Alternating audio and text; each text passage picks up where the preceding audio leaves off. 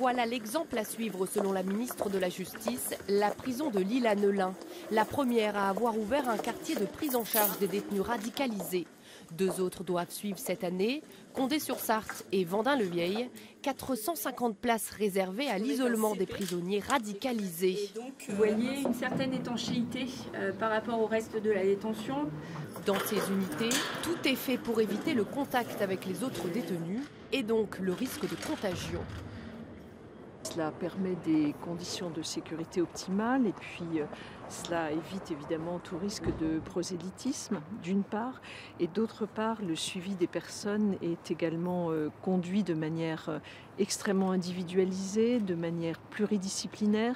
Donc il y a un programme finalement de désengagement de la violence qui est construit autour de ces détenus qui semble, d'après les premiers résultats, pouvoir porter ses fruits. Pour mieux identifier les premiers signes de radicalisation, le plan prévoit de renforcer le processus de détection dès l'école, formation des enseignants et des éducateurs, renforcement des contrôles aussi sur les établissements hors contrat. Un troisième plan en moins de 4 ans, mais peu d'avancées selon Amine El-Bahi, dont la sœur est partie en Syrie. Il a tenté à plusieurs reprises d'alerter le gouvernement sur l'endoctrinement des mineurs en vain.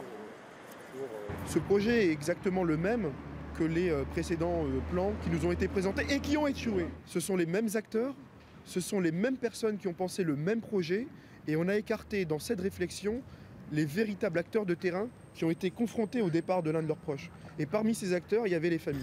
Selon les chiffres officiels, près de 500 mineurs français se trouveraient encore en zone djihadiste irako-syrienne. Pour les encadrer à leur retour, le plan prévoit de professionnaliser le personnel amené à les prendre en charge. Nécessaire de souligner combien